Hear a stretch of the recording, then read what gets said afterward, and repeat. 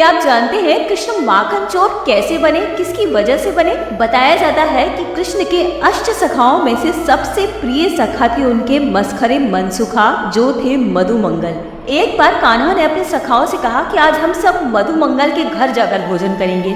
ऐसा सुनकर मधुमंगल अपने घर गए, अपनी माता से कहा कि आज कन्हैया के भोजन की व्यवस्था कर दीजिए। तो उनकी निर्धन माता ने कहा कि बेटा, तुम जानते हो हमें तो एक समय का भोजन भी ठीक से नहीं मिल पाता, हम तुम्हारे सखाओं को कैसे भोजन कराएंगे, और वो भी कृष्ण को। इसके बाद मधुमंगल अपने घर में खाने की चीजें ढूंढने लगे। इस दौरान उन्होंने पाया कि एक हांडी में 3 दिन पुरानी कढ़ी रखी है। मधुमंगल सोचने लगे कि दूध दही मक्खन खाने वाले प्यारे सखा को मैं कैसे खिला सकता हूँ। तब मधुमंगल कढ़ी को झाड़ी में छुपकर अकेले ही पीने लगे, परंतु उसी वक्त कन्हैया वहां आ गए और उन्होंने मधुमंगल से इसका कारण पूछा। जब उन्होंने सारी बात बताई तो कन्हैया के प्रेमाश्रु बहने लगे। तब कान्हा ने कहा कि तुम मुझे ये कमजोर बिल्कुल अच्छे नहीं लगते, मेरे मित्र नहीं हो क्या? मुझे दुर्बल लोग पसंद नहीं है। तब उसने कहा कि मैं क्या करूं, तुम तो राजा के पुत्र हो, तुम्हारी माता तुम्हें रोज दूध मक्खन खिलाती है और तुम तगड़े हो गए हो, पर मैं तो गरीब हूँ, मैंने कभी माखन नहीं खाया है, मेरी माँ मुझे छाछ दे देती है बस। कन्हैया ने जैसे ये सुना तो बोले, अरे मैं तुम्हें रोज माखन खिलाऊंगा।